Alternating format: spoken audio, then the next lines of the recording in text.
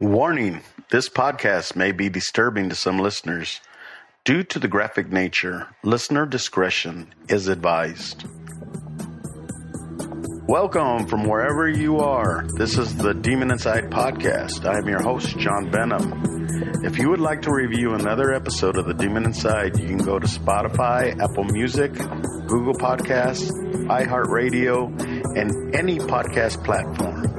And please, don't forget to subscribe and rate us with 5 stars. A new episode will come out once a week.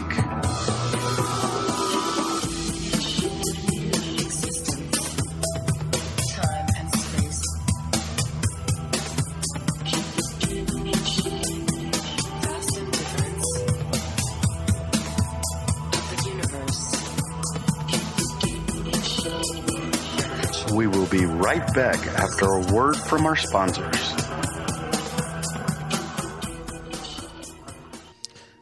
I heard the call. I heard the officer. You could tell in his voice that something bad was going on there.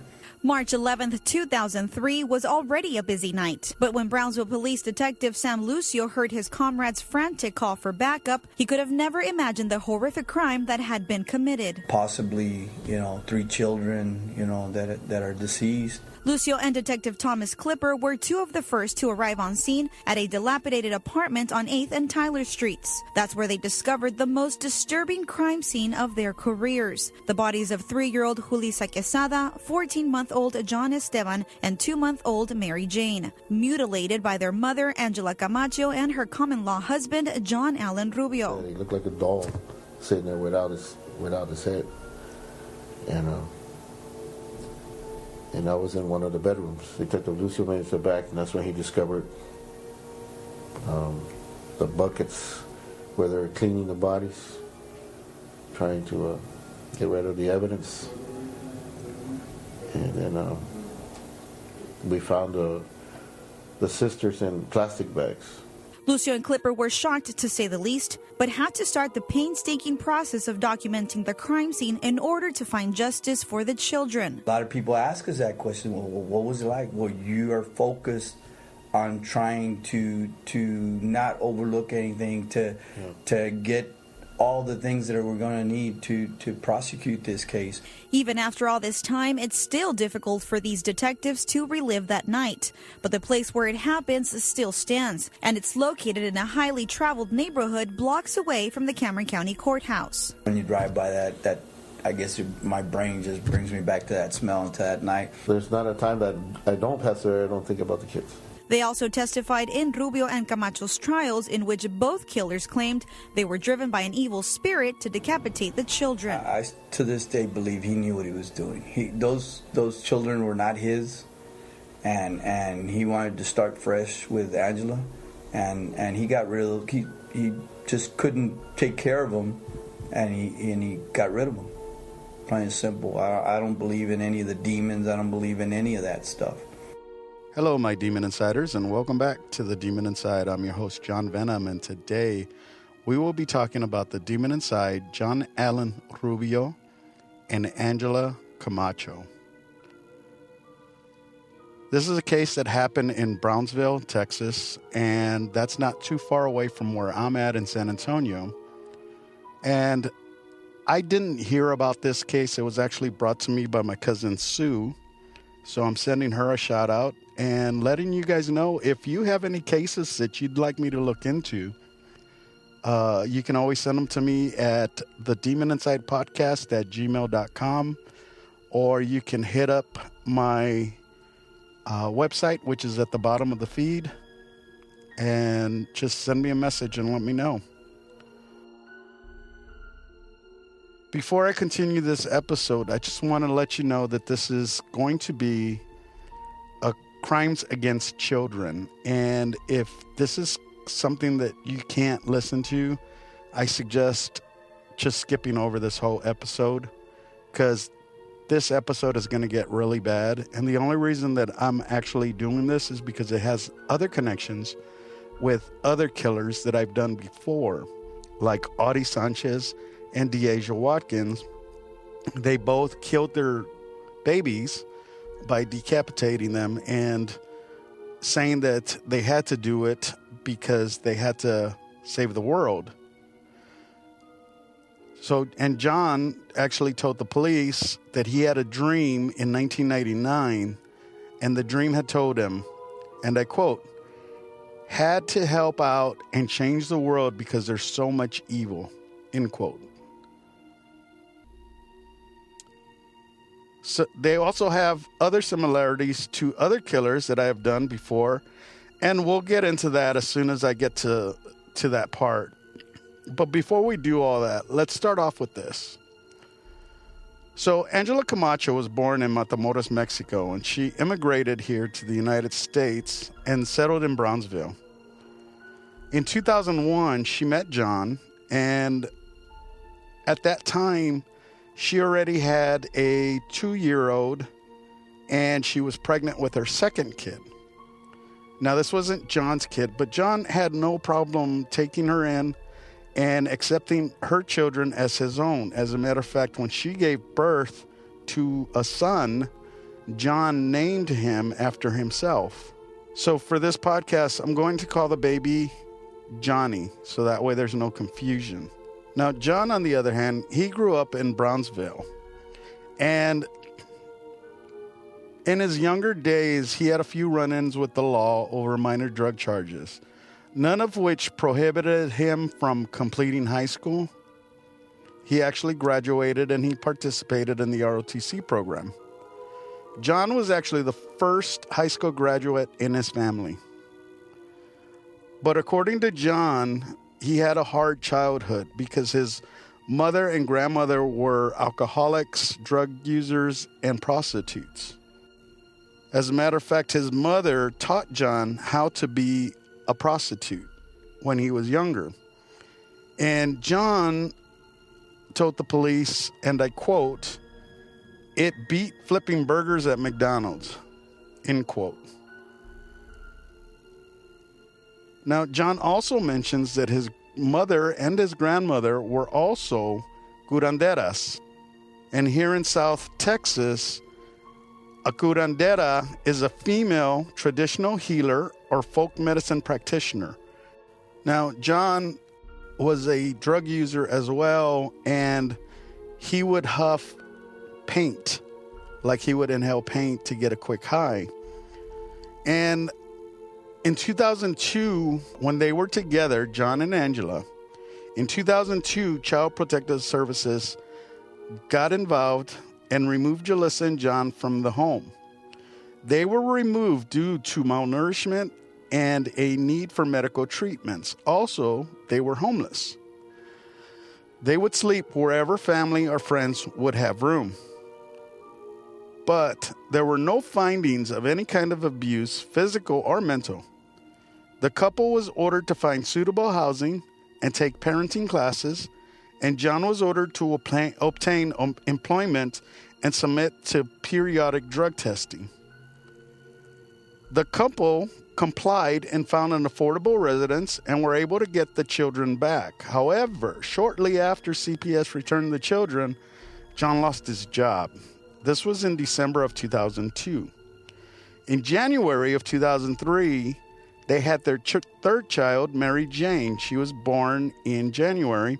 And so now they have the 3 children, which is Julissa is the oldest at 3 years old. They have Johnny, which is John Jr., and he is 14 months. And they have a baby who is 2 months when this incident happens. So according to CPS, John was still doing his drug testing and passing them even after he lost his job. He unfortunately did start to prostitute himself to make money to pay the rent and buy groceries. His mother would live with them from time to time, and he had a roommate to help with the bills. Moving forward, this is the interview that Angela and John have given to the police before the stories changed. The reason I say this is because in the interrogation room, after Angela and John tell them what happened The police, of course, tell them that they don't buy it. The police come out with their own story and kind of force it on them that they were poor, they had no food, they had nothing, they were losing everything, and the only way to get out from under it was to kill the children. But none of that was true. When they did the investigation on the house, there was food in the cupboards and the kids were doing well. The only thing that John mentions is that he couldn't find the rent money. So for me, this comes down to demon infestation. During demon infestations, sometimes money goes missing and then it appears later on, or you put down your keys and you can't find them where you last left them, or little things like that that drive a person crazy. So on March 10th, 2003, Angela says they were on the bus, her, John, and the 3 children. And on the way home in the bus, there was a little girl that tried to give Jalissa, their daughter, a candy. Now, Jalissa didn't take it, but John felt like she had put a curse on the kids. When they got out of the bus, they ran into a homeless woman who John believes had the mark of the beast on her head. They ran all the way home and locked themselves in. He told Angela to do the huevo. Now, this is going to sound weird to people, but if you're from southern Texas and Mexico, or you're Latino, you know what the huevo is. Basically, it's an egg that you rub all over the person's body, head to toe, arms, everything.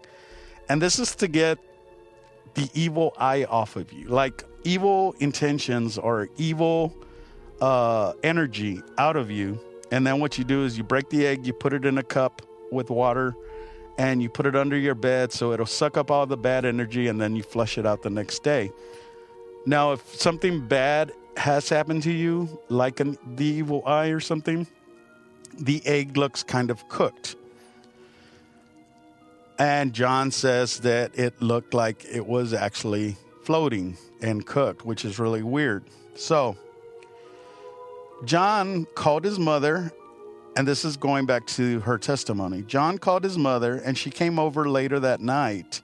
John led his mother inside to help with the curse, but once inside, she began to act strangely. She was pacing back and forth, smiling at him and acting angry towards him, and talking to herself. She left after less than an hour. After that, Lorena, who was also living there as the roommate, this is the roommate, Lorena, she had brought a friend over, and they stayed like 20 minutes talking amongst themselves, and then they left. Now it was close to midnight. So Angela and the children were still awake watching television in their bedroom. John's head started to hurt. So he turned off the television and turned on the radio to listen to Christian music in order to distract himself. He and the children began to fall asleep, and they put Johnny in his crib and left Jalissa and Mary Jane on the bed. John returned to lay down on the bed and listen to music again. As he laid there, he said he suddenly felt weird, as if something bad was going to happen. He began to hear strange, scary noises, and he saw mice running around on the floor, which he had never seen in that house. He then heard his hamsters fighting with each other, which was also unusual. He kept 5 to 7 hamsters as pets in a cage near his bed. He described what he saw next as being like a movie or something I saw on TV. This is John. John says the hamsters would look at him with a nasty expression and then growl. He said this had happened before, but only when his mother or Lorena were at the house. John then decided to kill the hamsters. So he sprayed them with hairspray so they would choke. He brought the cage into the living room of the house. Some of the hamsters were still alive, so he put bleach on them and then took them out one at a time. Guys, this is where I'm going to put a warning again, because from here on out, it's going to get really gruesome. So if you really don't want to hear this, I suggest don't listen to the rest of this. Some were still alive, so he put bleach on them, and then he took them out one at a time and smashed their heads with a hammer. He then flushed them down the toilet. So now John is talking to the interviewer. So this is coming from John's interview. He says, Jalissa heard me killing the hamsters. She woke up and came into the front room. She then started to act strangely, and she started talking in like demonized, like she was looking at me like weird. The police detectives asked, give me an example of what she was saying. John says that she was making a growling noise. She was like acting weird, like, I don't know, I can't do it like she did. The officer asked, she was only making sounds, she wasn't saying anything? John says, she was making sounds and then she was like speaking in Spanish and she doesn't know Spanish. I was like, who are you? So the officer asked, who were you talking to? John answers, to her. She was two people in one. Angela was awake by this point and was watching the scene herself. John asked Jalissa who she was because she was acting like someone else, and she told John she was his grandmother. He began to speak with Jalissa as if she was his grandmother, and Jalissa would respond. John said, so I asked her, is it you, Grandma?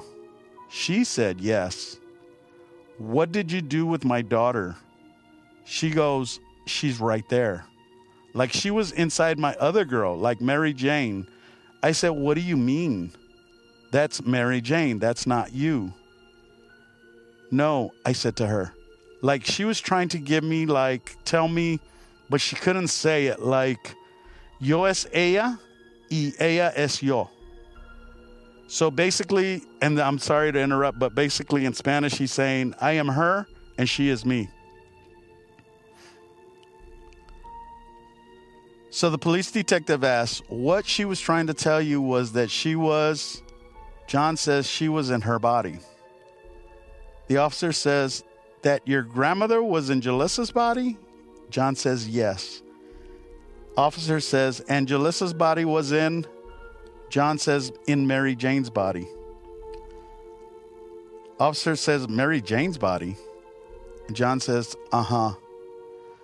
John seemed to think that his grandmother was possessing his daughter's body. Although it was a little weird, he went into the kitchen to make something to eat, but he started to feel woozy, so he went back into the front room. Now, this is coming from the officer writing his report.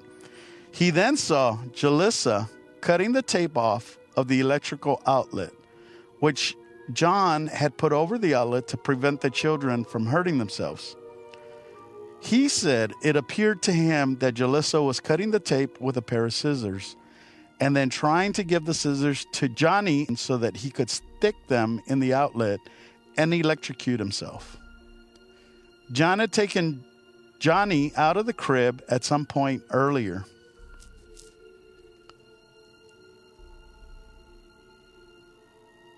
John said he believed his grandmother's spirit possessing Jalissa's body was attempting to harm Johnny. He shook Jalissa and blew in her face in an attempt to cast the grandmother out. He then put Johnny back in his crib and began to choke Jalissa. He thought he had succeeded in casting out the grandmother's spirit, but in fact, Jalissa either passed out or died because John was choking her. He then called to her and she revived, but began to say that she wanted to harm the children to make them and him suffer. Angela had entered the room at this point while John was choking Jalissa. Now, the coroner says that all these kids died of asphyxiation, like basically strangulation, and it continues. They continue to try to kill these kids over and over again because, according to them, these kids would not die. But I'm going to continue, so listen to this.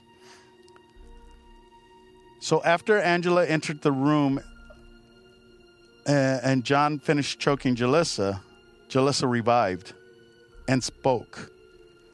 So John asked Angela to hold Jalissa down while he choked her. He said Angela did so, but that Jalissa didn't want to die. He then told Angela to go to the kitchen and bring him a knife, which she did, returning with 2 knives. John then stabbed Jalissa several times in the chest.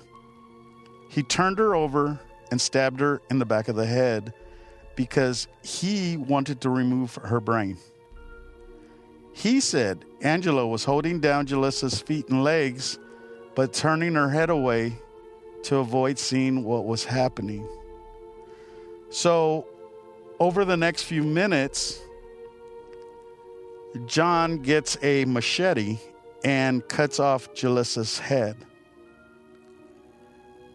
He said Jalissa's lips were still moving and talking, and this scared him, so he separated the head from the body. He was scared that the body was going to reconnect with the head and she was going to be revived again. He eventually put Jalissa's body in the kitchen sink so he could wash it. Angela put the head in a bag. Or actually, Angela put the head in a bucket. John then noticed that Mary Jane was looking at him. And he said to Angela, she's next because she's also possessed. They're all 3 together. He then choked Mary Jane, and she seemed to die more easily, but she then revived, just as Jalissa had.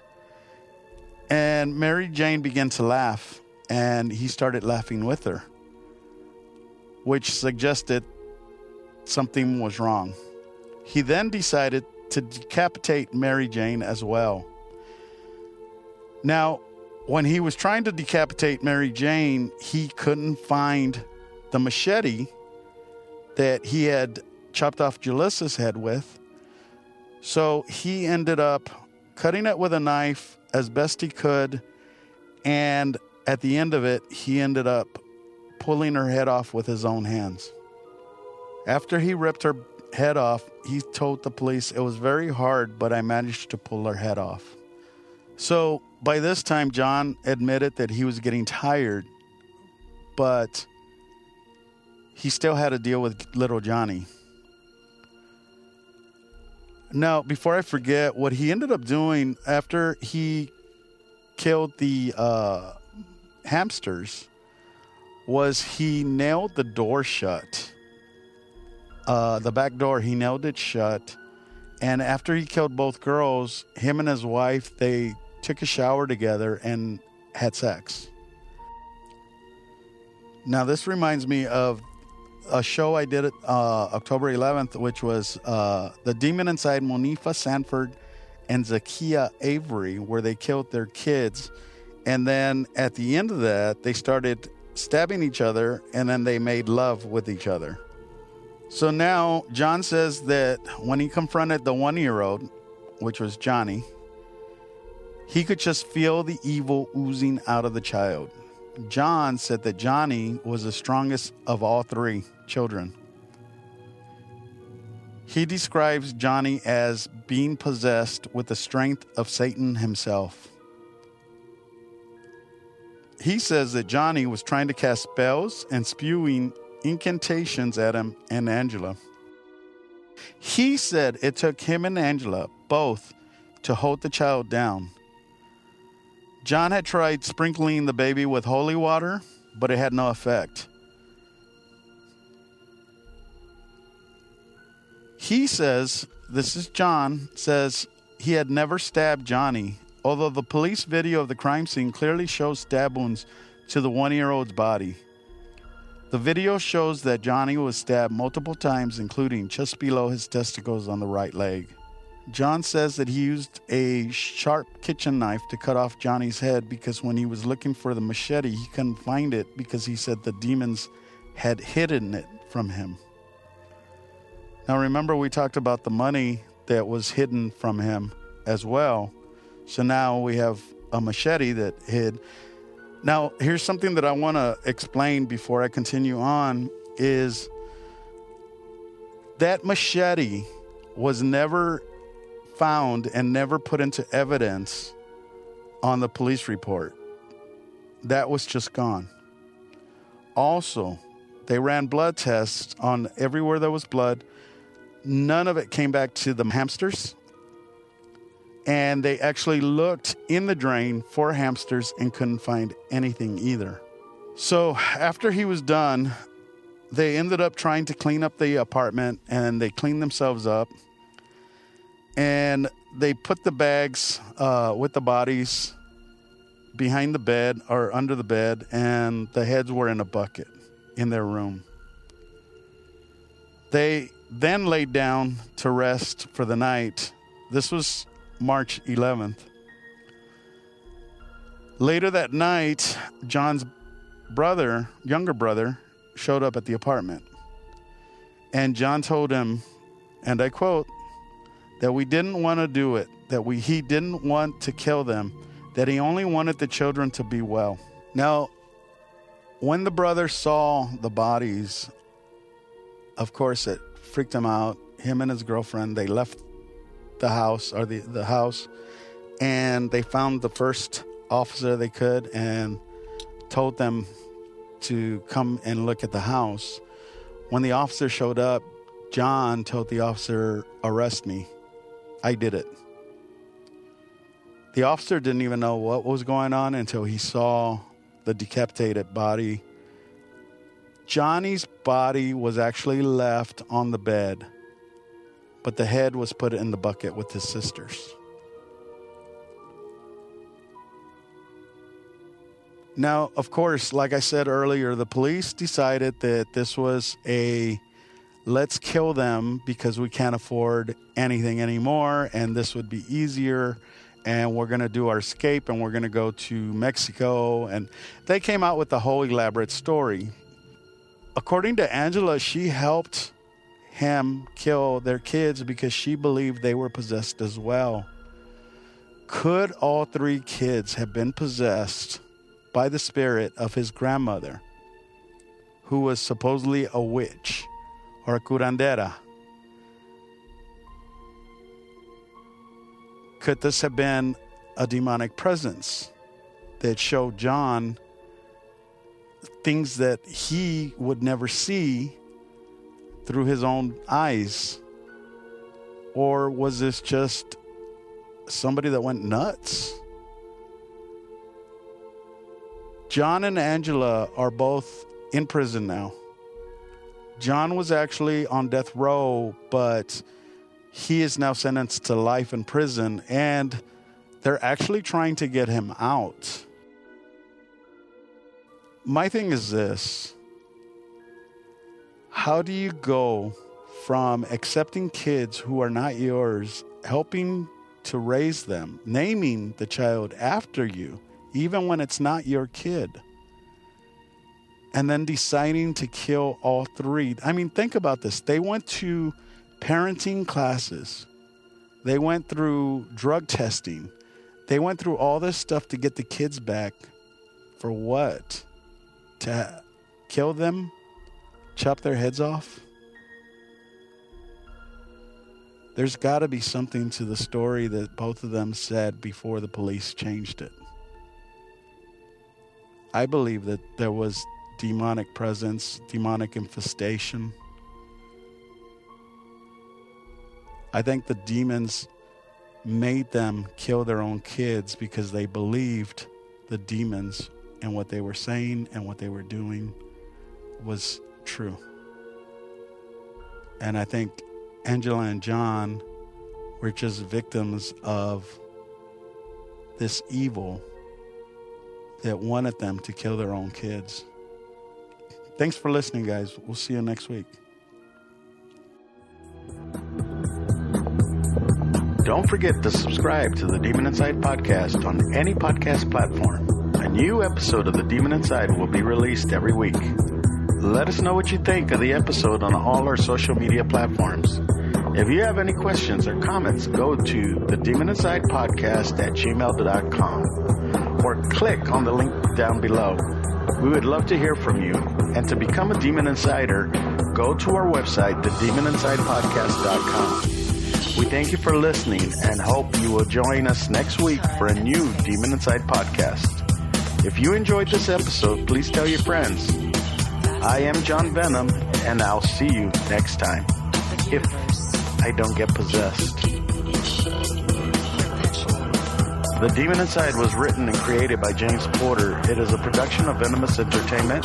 Background music is by Lucas King, and the title song Demon Inside was produced by Rice Fulber, composer lyricist Peter Shelley, and performed by Conjure One.